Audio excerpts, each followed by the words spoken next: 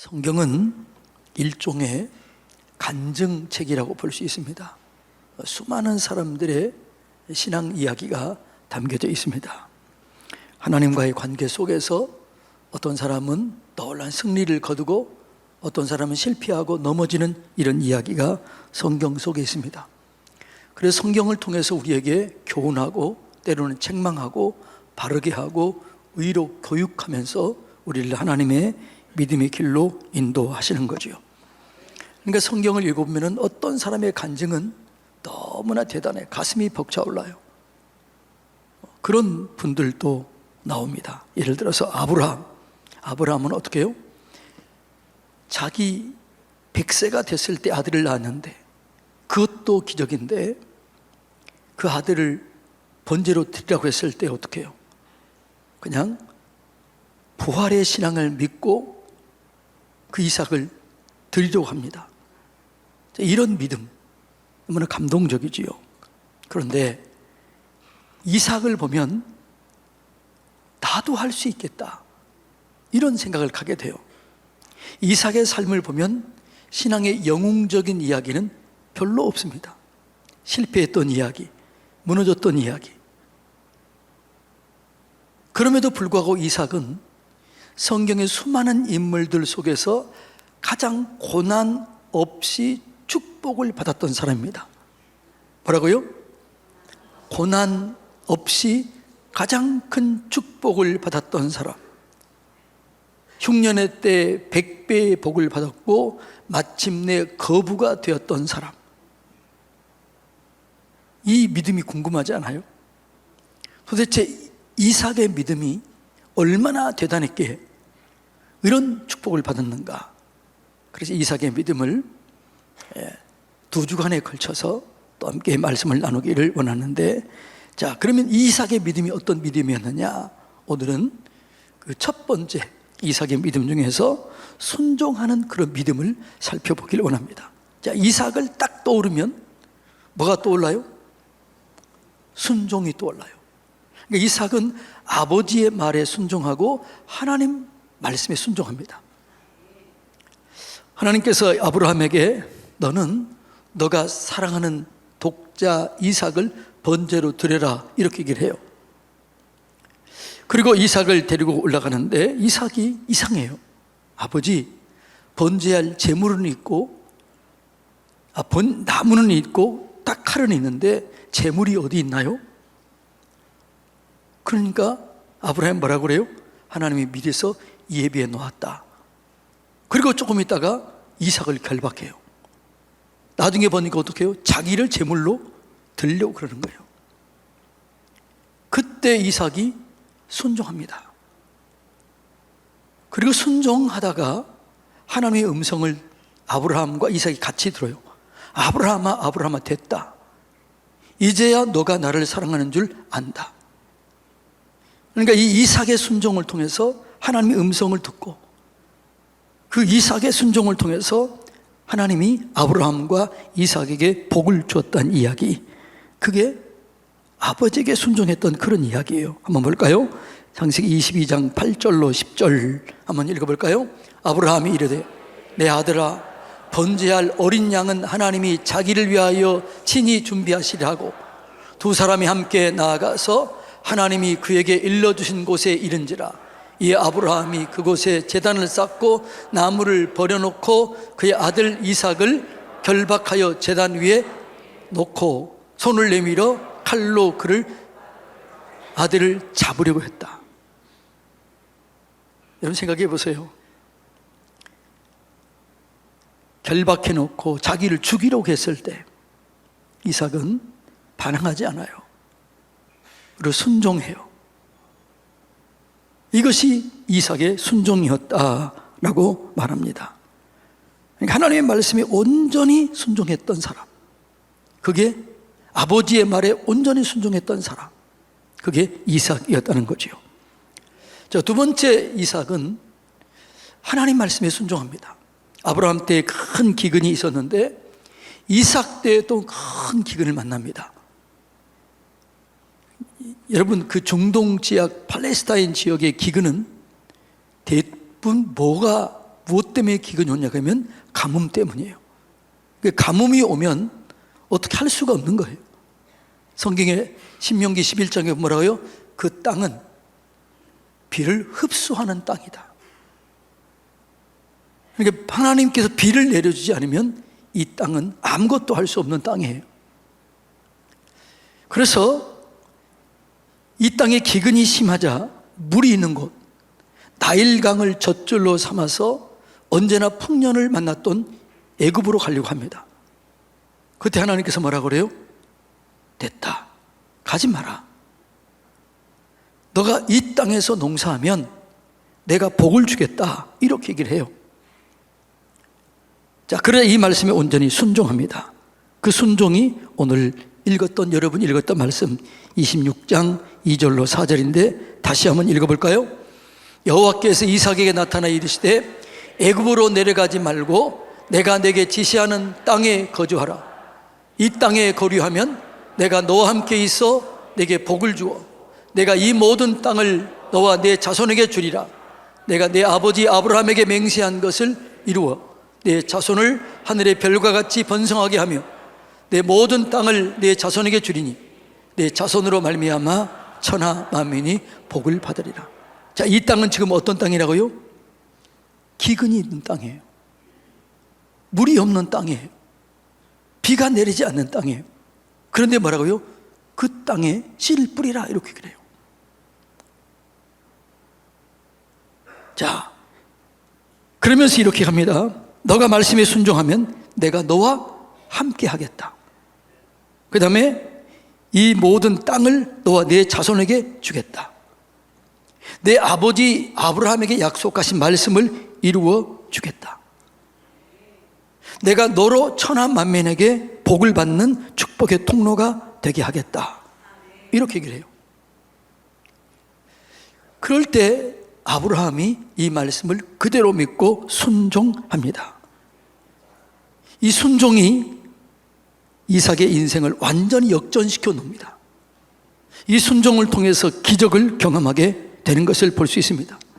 하나님의 기적은 언제나 순종하는 자리에서 기적이 일어나게 되는 거예요.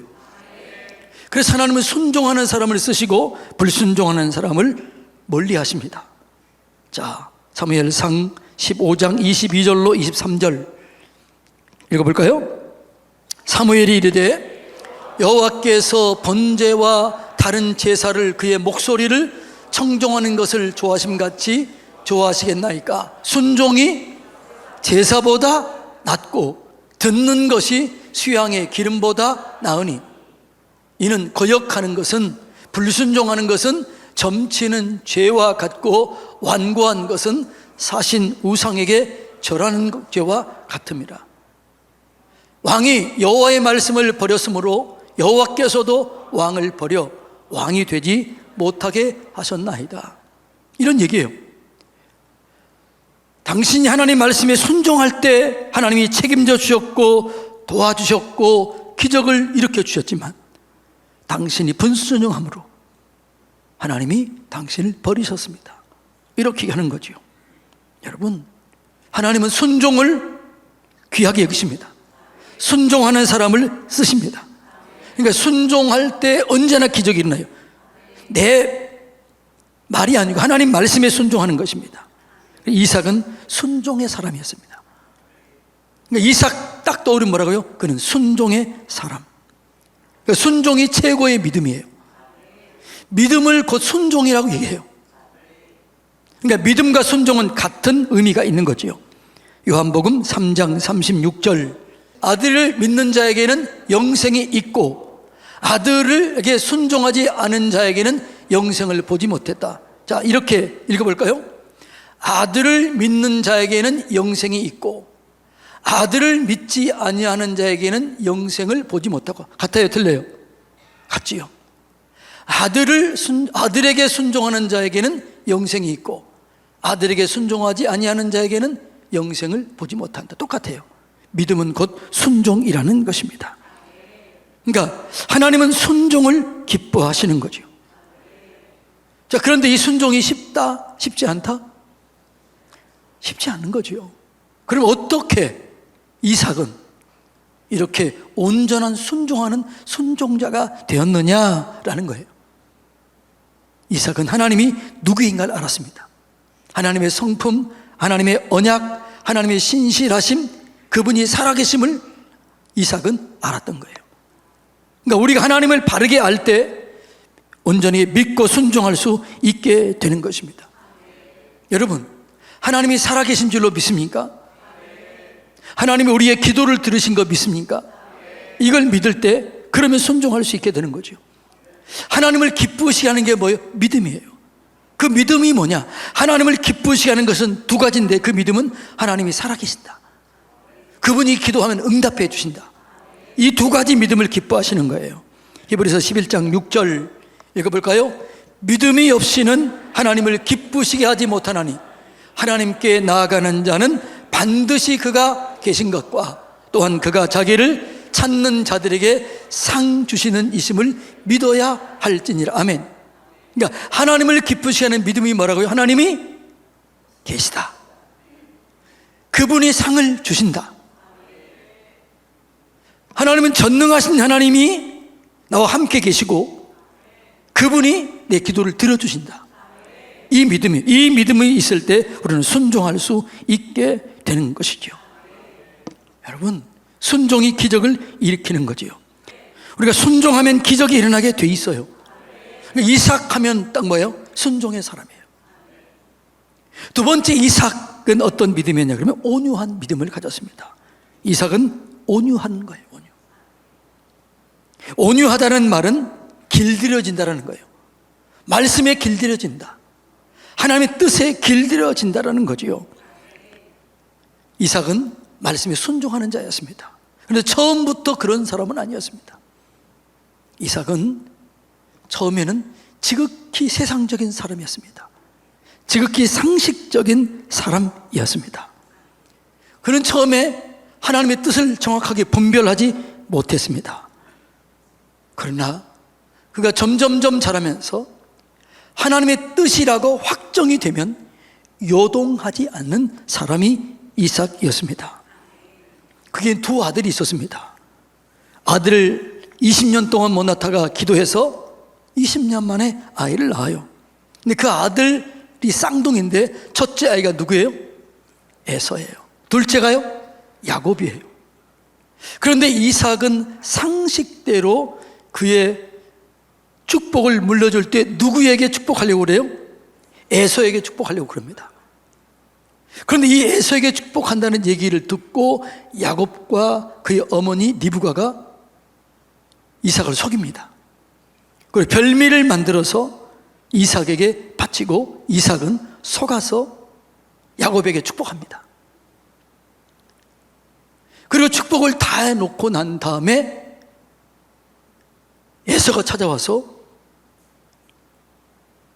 나 에서인데요, 복을 주세요 그랬더니 그때 깨달은 거예요. 아, 하나님의 뜻은 야곱에 있었구나. 왜냐하면 이미 두 아들이 잉태됐을 때 하나님께서 이렇게 말씀했어요. 창세기 25장 23절 읽어볼까요? 여호와께서 그에게 이르시되 두 국민이 내 태중에 있구나. 두 민족이 내 복중에서부터 나누이리라. 이 족속이 저 족속보다 강하겠고 큰 자가 어린 자를 섬기리라. 그러니까 하나님이 뭐라고 먼저 말씀한 거예요? 이 에서가 야곱을 섬기게 될 것이다. 그러니까 하나님의 축복은 어디에게 흘러간다? 야곱에게 흘러간다는 걸 알았어요. 그런데 그는 그 당시의 상식, 그 당시의 그 문화, 그 당시의 전통을 따라가다가 속임을 당하고 자기가 축복하면서 깨달은 거예요. 아, 하나님의 섭리, 하나님의 뜻은 여기에 있었구나. 이렇게 얘기하고 요동하지 않습니다. 그리고 축복을 다 끝낸 다음에 에서가 찾아옵니다. 그리고 에서가 이렇게 얘기를 해요. 한번 볼까요? 창세기 27장 36절로 37절 읽어볼까요? 에서가 이르되 그 이름을 야곱이라 함이 합당하지 아니하니까 그가 나를 속임이 이것이 두 번째니이다. 첫 번째가 뭐예요? 팥죽. 모르는 사람 할 수 없고요. 팥죽으로 속였습니다. 두 번째입니다. 이제는 전에는 나의 장자의 명분을 팥죽으로 빼앗더니 이제는 내 복을 빼앗았나이다. 또 이르되 아버지께서 나를 위하여 빌 복을 남기지 아니하셨나이까. 이렇게 얘기를 하자 아버지가 이렇게 얘기를 해요. 읽어볼까요? 단호하게 얘기합니다. 이삭이 에서에게 대답하여 이르되 내가 그를 너의 주로 세우고 그의 모든 형제들을 내가 그에게 종으로 주었으며 곡식과 포도주를 그에게 주었으니 내 아들아 내가 내게 무엇을 할 수 있겠느냐. 하나님의 뜻이 야곱에게 있는 걸 내가 어떻게 하겠느냐. 요동하지 않습니다. 여러분, 이것이 이삭의 믿음이었다는 거지요. 여러분, 이삭은 하나님의 말씀, 하나님의 뜻이 확실하게 정해졌을 때는 요동하지 않았다는 거죠. 이 믿음이 중요합니다. 여러분, 내 생각, 내 경험, 이게 중요한 것이 아니라 하나님의 말씀이 중요하고 말씀을 따라가면 하나님이 내 인생을 책임져 주실 줄로 믿습니다. 그러니까 신앙이 뭐냐? 내 생각을 따라가는 게 아니고 내 경험을 따라가는 게 아니에요. 말씀을 따라가는 겁니다. 말씀을 따라갈 때 기적이 일어나게 될 줄로 믿습니다. 그러니까 이삭의 온유는 말씀에 길들여진 사람이에요. 따라서 합시다. 말씀에 길들여집시다. 하나님의 뜻에 길들여집시다. 이것이 온유예요. 온유는 두 번째는 관용하다는 뜻이에요. 관용하다. 관용, 마음을 넓히 쓴다, 이런 의미가 있는 거죠. 온유하다는 관용을 베푼다는 의미인데, 자, 이삭이 흉년의 때에 100배나 복을 받아서 마침내 거부가 되어 창성하게 돼요. 그러자 그 주변 사람들이 시기하고 질투해서 이삭의 우물을 다 막습니다. 방해한다는 거죠. 축복의 근원을 막아버리는 거예요. 그러자 이삭은 어떻게 해요? 싸우지 않습니다. 그는 관용을 베풉니다. 싸울 때마다 피합니다. 자, 한번 볼까요? 첫 번째, 이렇게 피합니다. 창세기 26장 20절. 그럴 목자들이 이삭의 목자와 다투어 이르되 이 물은 우리의 것이라 하며 이삭이 다툼으로 말미암아 그 우물 이름을 에색이라 했다. 다투었다. 에색이라고 피해요. 그리고 다른 데로 갑니다. 자, 그랬더니 또 쫓아와서 또 얘기해요. 21절 읽어볼까요? 또 다른 우물을 봤더니 그들이 또 다툼으로 그 이름을 신나라 하였다. 또 피해요. 그랬더니 이제 어떻게 됐냐? 22절 읽어볼까요? 이삭이 거기서 옮겨 다른 우물을 봤더니 그들이 다투지 아니하였으므로 그 이름을 르호봇이라 하였다. 넓어졌다는 거죠. 싸우지 않았습니다. 기독교는 싸우는 종교가 아니에요. 마귀와는 싸워야 되지만 사람에게는 사랑을 베푸는 게 그게 기독교인 줄로 믿습니다. 기독교는 투쟁의 종교가 아니에요. 기독교는 사랑의 종교예요. 관용의 종교예요. 믿음의 종교예요. 축복의 종교예요. 그래서 여러분, 하나님은 마지막 누구에게 복을 주느냐? 온유한 자에게 복을 줘요. 관용하는 자에게 복을 줘요.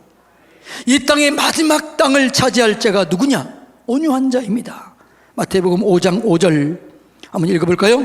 온유한 자는 복이 있나니 그들이 땅을 기업으로 받을 것이며. 여러분, 땅의 복을 받기를 원합니까? 온유하시기 바랍니다. 악을 악으로, 욕을 욕으로 갚지 말고 복을 빌어주시기 바랍니다. 그러면 그 축복이 내게 임하게 되는 거예요. 계속해서 복을 이어받을 수 있는 비결, 악을 악으로, 욕을 욕으로 갚지 말고 도리어 복을 빌라. 이를 위하여 너희가 부르심을 받았으니 이는 복을 이어받게 하려 함이라. 이 말씀을 명심하시기 바랍니다. 이것이 그리스도인의 삶이에요. 온유한 자의 기도를 들어주실 줄로 믿습니다. 온유한 자에게 하나님의 사역을 맡겨주실 줄로 믿습니다. 이게 그리스도인의 삶이에요. 온유함으로 하나님께서 예배해 놓으신 놀라운 축복을 누리시기를 축복합니다. 자, 그랬더니 어떻게 됐냐? 자, 아브라함이 이렇게 온유했어. 이삭이 온유함을 보여줬더니 26장 26절부터 33절까지 읽어볼까요? 아비멜렉이 그 친구 아우삭과 군대장관 비골과 더불어 그랄에서부터 이삭에게로 온지라. 이삭이 그들에게 이르되 너희가 나를 미워하며 나에게 너희를 떠나게 하였거늘 어찌하여 내게 왔느냐? 그들이 이르되 여호와께서 너와 함께 계심을 우리가 분명히 보았다. 와. 자, 이삭이 어떻게 해요? 용서했습니다. 관용을 베풀었습니다. 피해 주었습니다. 싸우지 않았습니다. 그랬더니 뭐라고 그래요? 하나님이 함께 하신 걸 본 거예요. 여호와께서 너와 함께 계심을 우리가 분명히 보았으므로 우리가 우리 사이에 곧 우리와 너 사이에 맹세하여 너와 계약을 맺으리라 하였노라. 그 다음에 뭐라고요? 너는 우리를 해하지 말라. 이는 우리가 너를 범하지 아니하고 선한 일만 내게 행하여 내가 평안히 가게 하였습니다. 뻥이지요, 뻥. 이거 아니잖아요. 뻥치잖아요. 그러면서 뭐라고 그래요? 이제 너는 여호와께 복을 받은 자니라. 우리가 온유한 삶을 살면 사람이 인정해 주는 거죠. 하나님이 분명히 너와 함께 하신 걸 내가 보았다. 너는 여호와께 복을 받은 자이다. 이렇게 얘기를 해요. 그리고 이 얘기가 끝나자 32절 띄워볼까요? 32절 이렇게 얘기합니다. 그날에 이삭의 종들이 자기들이 판 우물에 대하여 이삭에게 와서 알리어 이르되 우리가 물을 얻었나이다. 다시 또 물을 얻어요. 그래서 이 물을 세바로 세바. 그래서 여기가 그 유명한 장소 부엘세바가 되는 것입니다. 마지막 이스라엘 남쪽 경계선 부엘세바, 그게 세바예요. 그게 여기 땅이 되는 거죠. 맹세 우물이에요. 이삭이 나는 저주하지 않기로 맹세하고 축복하기로 맹세하고 나는 온유하기로 맹세하고 그렇게 맹세한 그 땅, 너가 용서했으니 내가 복을 주리라. 관용을 베풀었으니 내가 복을 주리라. 이게 하나님이 이삭에게 약속한 땅이라는 거지요. 사랑하는 성도님 여러분, 우리를 부른 목적은 너희는 축복의 통로가 되라. 복의 근원이 되라. 믿음의 사람으로 살아라. 믿음으로 순종하면서 이 땅에서 축복의 통로로 복의 근원으로 살아라. 그러면 내가 너희를 책임져 주겠다는 거죠. 자, 다시 한번 정확하게 축복을 계속 이어받을 수 있는 비결을 가르쳐 드릴 테니까 이 말을 다시 한번 가슴에 새기시기를 축복합니다. 베드로전서 3장 9절 다 같이 읽습니다. 악을 악으로 욕을 욕으로 갚지 말고 도리어 복을 빌라. 이를 위하여 너희가 부르심을 받았으니 이는 복을 이어받게 하려 함이라. 여러분, 복을 이어받으시기를 축복합니다. 그러기 위해서는 절대로 악을 악으로 욕을 욕으로 갚지 말고 복을 빌어주세요. 축복하는 자가 되세요. 그러면 하나님께서 여러분에게 복을 주실 줄로 믿습니다. 마침내 거부가 되게 하실 줄로 믿습니다. 다른 사람들이 여러분을 보면서 당신은 하나님께 복을 받은 자다, 당신은 이 하나님과 함께하는 것을 내가 보았다, 우리 친하게 지내자, 이런 이야기, 이런 복된 삶을 사시기를 주님의 이름으로 축복합니다.